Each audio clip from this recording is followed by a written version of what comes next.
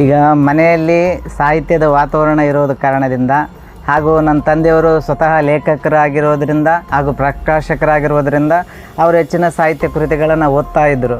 ಹಾಗಾಗಿ ಅವರು ಓದೋದನ್ನು ಬರವಣಿಗೆಯನ್ನು ನೋಡ್ಕೊಂತ ಬೆಳೆದಂಥ ನನಗೂ ಸಹ ಓದುವ ಒಂದು ಅಭಿರುಚಿ ಬಂತು. ಅನೇಕ ಕಥೆಗಳನ್ನು ಕವನಗಳನ್ನು ಬರೆಸಿದ್ದೀರಿ ಅಂತ ನಾನು ಕೇಳ್ಪಟ್ಟಿದ್ದೀನಿ.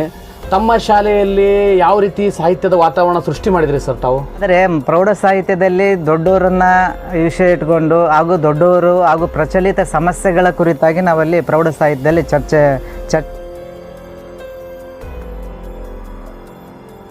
ಎಲ್ರಿಗೂ ನಮಸ್ಕಾರ. ನಿಮಗಾಗಿ ಚಾನಲ್ಗೆ ಸ್ವಾಗತ. ನಾನು ನಾಗರಾಜ್ ಮಾಂಡ್ರೆ ಮಾತಾಡೋದು.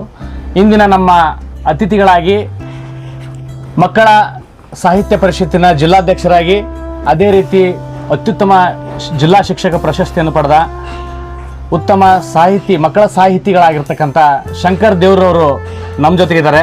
ಶಂಕರ್ ದೇವ್ರವರೇ ನಮಸ್ಕಾರ ಸರ್. ನಮಸ್ತೆ.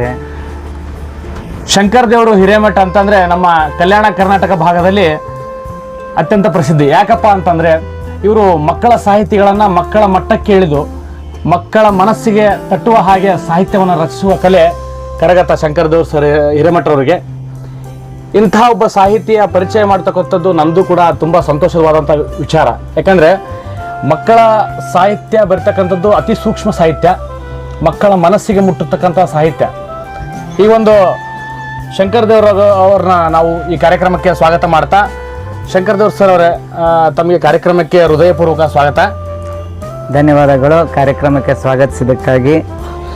ಮೊದಲನೇದಾಗಿ ನಿಮಗೆ ಶಂಕರ್ ದೇವ್ರ ಸರ್ ಅವರೇ ಕುಟುಂಬದ ಪರಿಚಯ, ತಮ್ಮ ಕುಟುಂಬ ಮತ್ತು ಮನೆಯ ಪರಿಚಯವನ್ನು ಮಾಡಿಕೊಡ್ಬೇಕಂತ ನಮ್ಮ ವೀಕ್ಷಕರಿಗೆ ನಾನು ಪರವಾಗಿ ಕೇಳ್ಕೊತಾ ಇದ್ದೀನಿ. ಹಾಗೆ ಆಗಲಿ. ನಮ್ಮ ತಂದೆಯವರು ಕರ್ಬಸ್ವಾಮಿ ಹಿರೇಮಠ ಅಂತ ನಿವೃತ್ತ ಪ್ರಾಂಶುಪಾಲರು. ಅವರು ಈಗಾಗಲೇ 22 ಕೃತಿಗಳನ್ನು ಬಾಮಿನಿ ಷಟ್ಪದಿ ಸೇರಿ 22 ಕೃತಿಗಳನ್ನು ರಚಿಸಿದ್ದಾರೆ. ನನ್ನ ತಾಯಿ ಗಿರಿಜಾದೇವಿ ಹಿರೇಮಠ ಅಂತ, ಹಾಗೆ ನನಗೆ ನನ್ನ ತಮ್ಮ ಶಿವಾನಂದ ಸ್ವಾಮಿ ಅಂತ, ಹಾಗೆ ನಮ್ಮ ಅಕ್ಕಂದರು ಶಾರದಾ ದೇವಿ ಹಾಗೂ ಶ್ರೀದೇವಿ ಅಂತ, ನನ್ನ ಧರ್ಮಪತ್ನಿ ಅಶ್ವಿನಿ ಹಿರೇಮಠ ಅಂತ, ನನ್ನ ಇಬ್ಬರು ಮಕ್ಕಳು ವಿಶ್ವರಾಧ್ಯ ಹಾಗೂ ಓಂಕಾರ ಹಿರೇಮಠ ಅಂತೇಳಿ ನಾವು ಕೂಡು ಕುಟುಂಬದಲ್ಲಿದ್ದೀವಿ. ನಾವೆಲ್ಲರೂ ಜೊತೆಗೇ ಕುಟುಂಬದಲ್ಲಿ ವಾಸಿಸ್ತಾ ಇದ್ದೇವೆ. ಹಾಗೆ ನನ್ನ ತಮ್ಮನ ಹೆಂಡತಿ ಅನುಪಮ ಅಂತೇಳಿ ನಾವು ಈಗ ನಾವೆಲ್ಲರೂ ಜೊತೆಗೇ ಜೀವನ ಮಾಡ್ತಾಯಿದ್ದೀವಿ. Nice sir. ನಿಮ್ಮ ಜೊತೆಗೆ ನಿಮ್ಮ ಮಿಸ್ಸಸ್ ಅವರು ಕೂಡ ಸಾಹಿತಿಗಳು ಆಗಿ ಇದ್ದಾರೆ. ಅದೇ ರೀತಿ ಹೆಚ್ಚಾಗಿ ಇವರ ತಂದೆಯವರು ಕೂಡ ಕರಿಬಸವ ಸ್ವಾಮಿ ಅವರು ಕೂಡ ಬಾಮಿನಿ ಷಟ್ಪದಿಯಲ್ಲಿ ಅನೇಕ ಕೃತಿಗಳನ್ನು ಮತ್ತು ಅನೇಕ ಪುಸ್ತಕಗಳನ್ನು ಬರೆದು ಪ್ರಕಟಿಸಿದ್ದಾರೆ. ಇಂತಹ ಅದ್ಭುತ ಪುಸ್ತಕಗಳು ಈಗಲೂ ಕೂಡ ಕಾಲೇಜು ಗ್ರಂಥಾಲಯಗಳಲ್ಲಿ ಲಭ್ಯವಿದೆ. ಇವರ ತಂದೆಯವರು ಬರೆದಂಥ ಪುಸ್ತಕಗಳು. ಇವರು ಕೂಡ ಅದೇ ಹಾದಿಯಲ್ಲಿ, ತಂದೆಯ ಹಾದಿಯಲ್ಲಿ ಕೂಡ ಉತ್ತಮ ಕೃತಿಗಳನ್ನು ರಚಿಸುವ ನಿಟ್ಟಿನಲ್ಲಿ ಅನೇಕ ಪುಸ್ತಕಗಳನ್ನು ಬಿಡುಗಡೆ ಮಾಡಿದ್ದಾರೆ. ಮೊದಲನೇದಾಗಿ ಶಂಕರ್ ಸರ್ ಅವರೇ, ನಿಮಗೆ ಸಾಹಿತ್ಯ ಬರೀಬೇಕು ಅಂತ ಯಾಕೆ ಅನಿಸ್ತು ಸರ್? ಯಾವಾಗ ಅನಿಸ್ತು, ಯಾಕೆ ಅನಿಸ್ತು?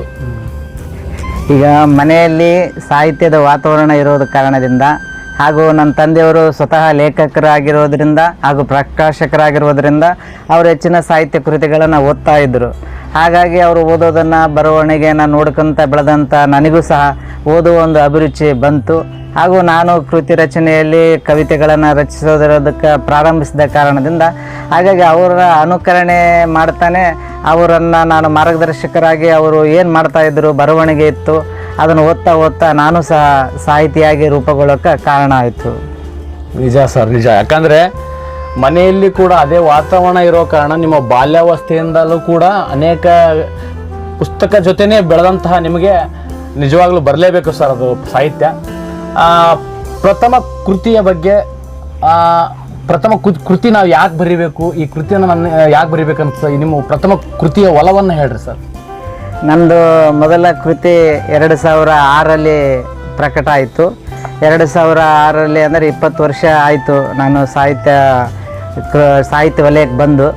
ಅಂದರೆ ನಂದು D.Ed ಓದ್ತಾ ಇರಬೇಕಾದ್ರೆ ನಮ್ಮ ಕಾಲೇಜಿನಲ್ಲಿ ಅನಿಕೇತನ ಕವಿಚೇತನ ಅಂತೇಳಿ ಗೋಡೆ ಬರಹ ಪತ್ರಿಕೆಗಳನ್ನು ಪ್ರಕಟಿಸ್ತಾ ಇದ್ದರು. ಆ ಗೋಡೆ ಬರಹ ಪತ್ರಿಕೆಗೆ ನಾನೇ ಸಂಪಾದಕನಾಗಿ ಕಾರ್ಯನಿರ್ವಹಿಸ್ತಾ ಇದ್ದೆ. ಹಾಗೆ ನಮ್ಮ ಮನೆಯಲ್ಲಿ ಸಹ ಸಾಹಿತ್ಯದ ವಾತಾವರಣ ಇರೋ ಕಾರಣದಿಂದ ನಾನು ಹೈಸ್ಕೂಲಿಂದನೇ ಕವಿತೆಗಳನ್ನು ಬರಿತಾ ಇದ್ದೆ. ಆದರೆ ಕವಿತೆಗಳನ್ನು ಬರಿತಾ ಇರಬೇಕಾದ್ರೆ ನನಗೆ ಪೂರ್ಣ ಪ್ರಮಾಣದಲ್ಲಿ ಒಂದು ಉತ್ಕೃಷ್ಟವಾದ ಕವಿತೆಗಳು ಅಂತೇಳಿ ನನಗೆ ಅನಿಸಿದ್ದು ನಾನು PUC ನಂತರ ರಚನೆ ಮಾಡಿರುವಂಥ ಸಾಹಿತ್ಯದಲ್ಲಿ.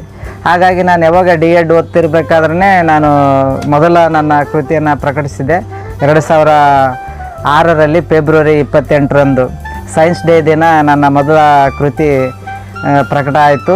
ಇಂದಿಗೆ ನಾನು ಮೊದಲ ಕೃತಿ ಪ್ರಕಟ ಆಗಿ ಈ ವರ್ಷಕ್ಕೆ 20 ವರ್ಷ ಸಂದಿದೆ. ನಿಜವಾಗ್ಲೂ ಸರ್ 20 ವರ್ಷ ಪ್ರಥಮ ಕೃತಿ ಅಂತಂದರೆ ಇನ್ನೂ ಅನೇಕ ಕೃತಿಗಳು ನಿಮ್ಮಿಂದ ಬಂದಿದ್ದಾವೆ. ಆದರೂ ಪ್ರಥಮ ಕೃತಿ ಅಂದ್ರೆ ಅದು ಎಲ್ಲರಿಗೂ ಚೊಚ್ಚಲ ಕೃತಿ ತುಂಬ ಇಷ್ಟ ಆಗುತ್ತೆ ಎಲ್ಲರಿಗೂ. ಮತ್ತು ಅದು ಯಾವಾಗೂ ಕೂಡ ಮೆಮೊರಿಯಲ್ ಅಂದರೆ ನೆನಪಿನಲ್ಲಿ ಉಳಿತಕ್ಕಂಥ ಕೃತಿ ಆಗುತ್ತೆ. ಸರ್, ನೀವು ಒಬ್ಬ ಸಾಹಿತಿಗಳಾಗಿ ಮತ್ತು ಶಿಕ್ಷಕರಾಗಿಯೂ ಕೂಡ ಅನೇಕ ಕೆಲಸಗಳನ್ನು ಮಾಡಿದ್ರಿ. ಮಕ್ಕಳ ಸಾಹಿತಿಗಳಾದ ತಾವು ಮಕ್ಕಳಿಂದ ಅನೇಕ ಕಥೆಗಳನ್ನು ಕವನಗಳನ್ನು ಬರೆಸಿದ್ದೀರಿ ಅಂತ ನಾನು ಕೇಳ್ಪಟ್ಟಿದ್ದೀನಿ. ತಮ್ಮ ಶಾಲೆಯಲ್ಲಿ ಯಾವ ರೀತಿ ಸಾಹಿತ್ಯದ ವಾತಾವರಣ ಸೃಷ್ಟಿ ಮಾಡಿದ್ರಿ ಸರ್ ತಾವು? ನಾವು ಶಾಲೆಯಲ್ಲಿ ನಾವು ಸ್ವತಃ ಶಿಕ್ಷಕರು ಸಾಹಿತಿಗಳಾದ್ರ ಜೊತೆಗೆ ಸಾಹಿತಿಗಳು ನಾವು ಯಾವಾಗ ಆಗ್ತೀವಿ ನಮ್ಮ ವಿದ್ಯಾರ್ಥಿಗಳು ಸಹ ನಮ್ಮನ್ನು ಅನುಕರಣೆ ಮಾಡ್ತಿರ್ತಾರೆ. ಶಿಕ್ಷಕರೇ ಆಗಿರ್ತಾರೆ.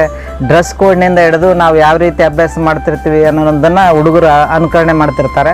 ಹಾಗಾಗಿ ನಾವು ಶಾಲೆ ತರಗತಿ ಕೋಣೆಯಲ್ಲಿ ನಾವು ಗೋಡೆ ಬರಹ ಪತ್ರಿಕೆಗಳನ್ನು 2007ರಲ್ಲಿ ಪ್ರಾರಂಭಿಸಿದ್ದೀವಿ.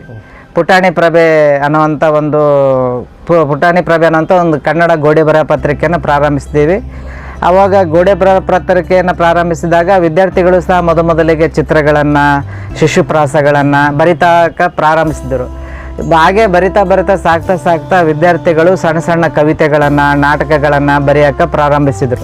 ಯಾವಾಗ ಅವರು ಒಂದು ಹಂತವನ್ನು ಮುಟ್ಟಿದಾಗ ಅವರು ವಿದ್ಯಾರ್ಥಿಗಳಿಂದನೇ ನಾವು ಪುಟಾಣಿ ಪ್ರಭೆ ಅನ್ನುವಂಥ ಒಂದು ಪತ್ರಿಕೆ ಒಂದು ಕಥಾ ಸಂಕಲನವನ್ನು ಪ್ರಕಟಿಸ್ತೀವಿ. ನಮ್ಮ ಕಲ್ಯಾಣ ಕರ್ನಾಟಕ ಭಾಗದಲ್ಲಿ ಮೊದಲ ಬಾರಿಗೆ ಅಂತ ಹೇಳ್ಬೋದು ಮಕ್ಕಳಿಂದನೇ ಬರೆದಿರುವಂಥ ಒಂದು ಕಥಾ ಸಂಕಲನವನ್ನು ಪ್ರಕಟಿಸುವಂಥ ಕೆಲಸವನ್ನು ನಾವು ಹಾಗೂ ನಮ್ಮ ಗೆಳೆಯರಾಗಿರೋ ನಾಗರಾಜ್ ಮಾಂಡ್ರೆ ಅವರು ಹಾಗೂ ಶಂಕರ್ ಹೊಸ್ಮನಿ ಅವರವರೆಲ್ಲ ನಾವೆಲ್ಲರೂ ಸೇರಿ ಹಾಗೂ SDMC ಅವರ ಸಹಕಾರದಿಂದ ಮೊದಲ ಒಂದು ಮಕ್ಕಳ ಕಥಾ ಸಂಕಲನ ಪುಟಾಣಿ ಪ್ರಭೆ ಅನ್ನುವಂಥದ್ದನ್ನು ಪ್ರಕಟಿಸಿದ್ದೀವಿ. ಅದು ಭಾಳಷ್ಟು ಜನ ಅಧಿಕಾರಿಗಳು ಹಾಗೂ ಸಾಹಿತ್ಯ ಪ್ರೇಮಿಗಳ ಒಂದು ಪ್ರೀತಿ ಪಾತ್ರ ಕೃತಿ ಆಯಿತು.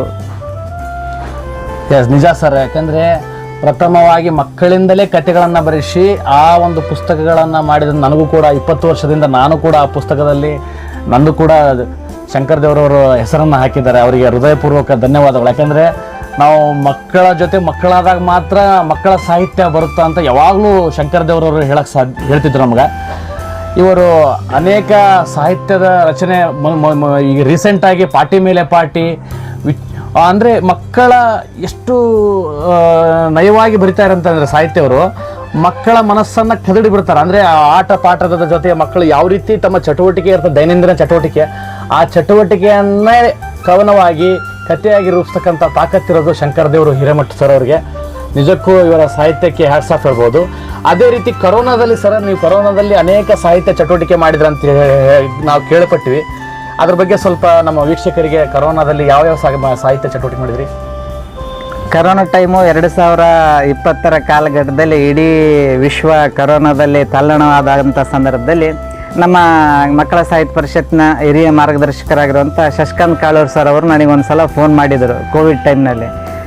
ಅವರು ಹೇಳಿದರು, ಏನು ಕ್ರಿಯಾಶೀಲವಾಗಿಲ್ಲ ಮಕ್ಕಳ ಸಾಹಿತ್ಯ ಪರಿಷತ್ತು, ಆನ್ಲೈನಲ್ಲಿ ಸ್ವಲ್ಪ ಏನಾರು ಮಾಡಬೇಕು ಅನ್ನುವಂಥ ಒಂದು ಒತ್ತಾಸೆಯನ್ನು ನನಗೆ ಹೇಳಿದರು. ಆ ಸಮಯದಲ್ಲಿ ನಾವು ಸಹಿತ ಇಡೀ ರಾಜ್ಯದಲ್ಲಿ ಹೊರಗಡೆ ಹೋಗುವಂಥ ಸನ್ನಿವೇಶ ಇದ್ದಿಲ್ಲ. ಹಾಗಾಗಿ ಆನ್ಲೈನಲ್ಲೇ ನಾವು ಚಿಣ್ಣರ ರವಿವಾರ ಮಕ್ಕಳ ಸಾಹಿತ್ಯ ಸಂಭ್ರಮ ಅನ್ನುವಂಥ ಒಂದು ರವಿವಾರಕ್ಕೊಮ್ಮೆ ಒಂದು ಸರಣಿ ಕಾರ್ಯಕ್ರಮವನ್ನು ಪ್ರಾರಂಭಿಸಿದ್ವಿ. ಸುಮಾರು 11 ಸರಣಿ ಕಾರ್ಯಕ್ರಮಗಳನ್ನು ನಾವು ಮಾಡಿದ್ದೀವಿ. ಅಂದರೆ ಒಂದು ಕಾವ್ಯ, ಒಂದು ಸಲ ಕತೆ, ಒಂದು ಸಲ ವಚನ, ಒಂದು ಸಲ ಗಾದೆ ಮಾತು ವಿವರಿಸೋದು, ಮತ್ತೊಂದು ಸಲ ಗೀತೆಗಳು, ಮತ್ತೊಂದು ಸಲ ವಿಜ್ಞಾನ ಕವಿತೆಗಳನ್ನು ಬರೆಯುವಂಥದ್ದು. ಹೀಗೆ ಬಗೆಯ ಕಥನ, ಒಂದು ಸಲ ಕಥನ ಕವನ ಬರೆಯುವಂಥದ್ದು. ಹೀಗೆ ಭಿನ್ನ ಭಿನ್ನ ವಿಷಯವನ್ನು ಇಟ್ಟುಕೊಂಡು 11 ಸರಣಿಗಳನ್ನು ನಾವು ಮಾಡಿದ್ದೀವಿ. 11 ಸರಣಿ ಮಾಡಿದಾಗ ನಮ್ಮ ರಾಜ್ಯದ ವಿದ್ಯಾರ್ಥಿಗಳ ಜೊತೆಗೆ ಗೋವಾ, ತಮಿಳುನಾಡು, ಆಂಧ್ರ ಪ್ರದೇಶ, ಡೆಲ್ಲಿ ಮತ್ತು ನಮ್ಮ ಬೇರೆ ಅನಿವಾಸಿ ಭಾರತೀಯರು ಸಹ ಆಸ್ಟ್ರೇಲಿಯಾ, ಮೇರಿಲ್ಯಾಂಡು ಹಾಗೂ ಅಮೇರಿಕಾ, ಜರ್ಮನಿಯಿಂದನೂ ಸಹ ನಮ್ಮ ಕಾರ್ಯಕ್ರಮದಲ್ಲಿ ಅನಿವಾಸಿ ಭಾರತೀಯರು ಹಾಗೂ ವಿದ್ಯಾರ್ಥಿಗಳು ಭಾಗವಹಿಸಿದರು. ಆ ಭಾಗವಹಿಸಿ ಎಲ್ಲ ಚಟುವಟಿಕೆ ಭಾಗವಹಿಸಿದಿಂದ ನಮಗೂ ಸಹ ಒಂದು ಕ್ರಿಯಾಶೀಲತೆ ಹುಮ್ಮಸ್ಸು ಹೆಚ್ಚಾಯಿತು. ಎಲ್ಲರ ಪ್ರೋತ್ಸಾಹದಿಂದ ನಾವು ಕೋವಿಡ್ನಲ್ಲಿ ಏನು ಚಟುವಟಿಕೆ ಮಾಡಿದ್ದೀವಿ ಆ ಚಟುವಟಿಕೆಯನ್ನು ಕವಿತೆಗಳನ್ನು ಕುರಿತಾಗಿರುವಂಥದ್ದನ್ನೇ 3 ಕೃತಿಗಳನ್ನು ಪ್ರಕಟಿಸಿದ್ದೀವಿ. ಮಕ್ಕಳ ಸಾಹಿತ್ಯ ಸರಣಿ ಅಂತೇಳಿ ಪಾಟಿ ಮೇಲೆ ಪಾಟಿ ನಮ್ಮ ಸಾಲೆ ಸೂಟಿ ಅನ್ನೋವಂಥ ಒಂದು ಶಿಶುಪ್ರಾಸಗಳ ಒಂದು ಬುಕ್ಕು. ಅದು ಬರೀ ಕೇವಲ ಮಕ್ಕಳೇ ಬರೆದಿರುವಂಥ ಒಂದು ಶಿಶುಪ್ರಾಸಗಳ ಸಂಕಲನ.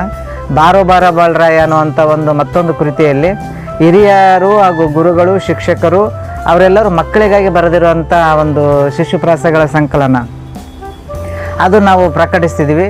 ಹಾಗೆ ಚಿಣ್ಣರ ಸಂಭ್ರಮ ಅನ್ನುವಂಥದ್ದು ಕವಿತೆಗಳ ಸಂಕಲನ, ಮಕ್ಕಳು ಹಾಗೂ ದೊಡ್ಡವರು ಮಕ್ಕಳಿಗಾಗಿ ಬರೆದಿರುವಂಥ ಕವಿತೆಗಳ ಸಂಕಲನ ಚಿಣ್ಣರ ಸಂಭ್ರಮ ಅನ್ನುವಂಥ 3 ಕೃತಿಗಳನ್ನು ನಾವು ಕೋವಿಡ್ ಸಂದರ್ಭದಲ್ಲಿ ಪ್ರಕಟಿಸಿದ್ದೀವಿ.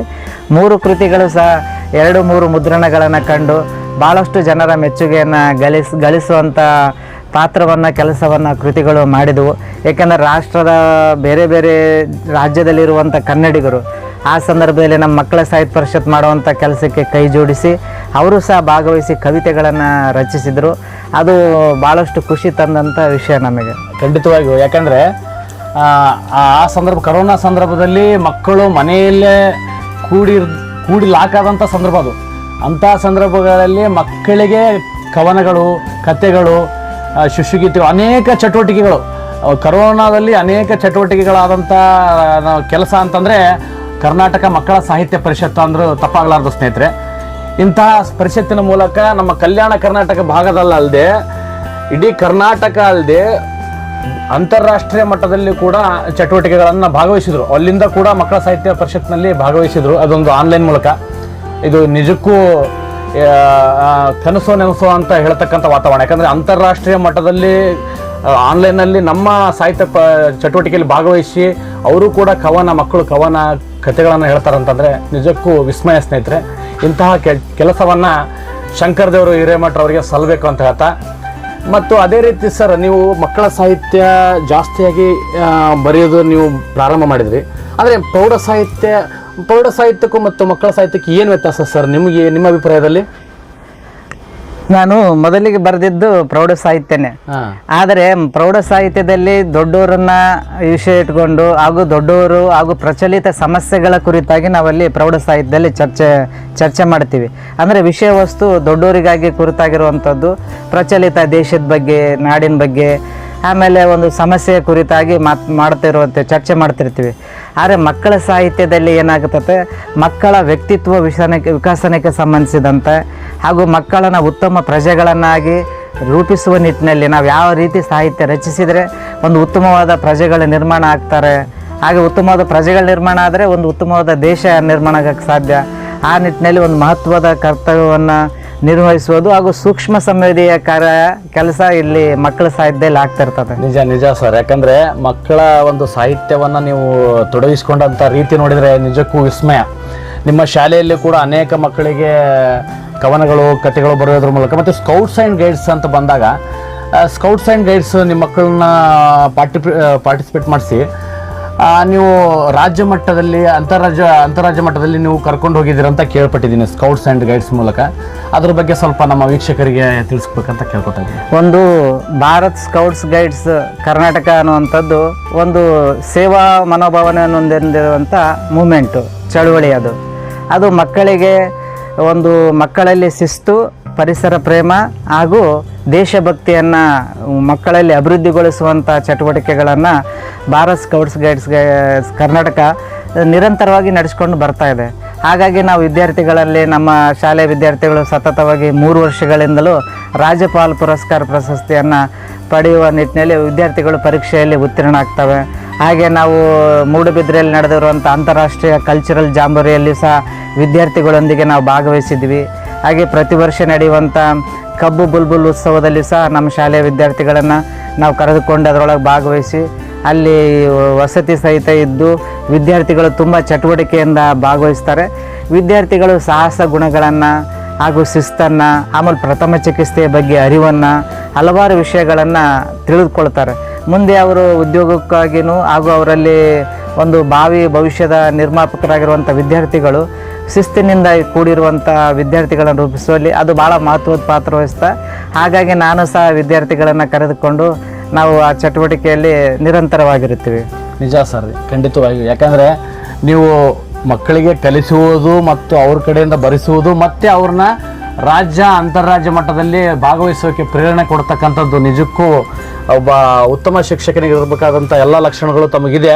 ಅದೇ ರೀತಿ ಸರ್ಕಾರವೂ ಕೂಡ ಗುರುತಿಸಿ ಇವರಿಗೆ ಜಿಲ್ಲಾ ಮಟ್ಟದ ಉತ್ತಮ ಶಿಕ್ಷಕ ಪ್ರಶಸ್ತಿಯನ್ನು ಕೊಟ್ಟು ಗೌರವಿಸಿದೆ. ಸ್ನೇಹಿತರೆ, ಇಂತಹ ಒಂದು ಶಿಕ್ಷಕರು ನಮ್ಮ ಶಾಲೆಗೂ ಬೇಕು ಅಂತ ನಾವು ಅನ್ಕೊಳೋದು ತಪ್ಪಲ್ಲ ಸರ್.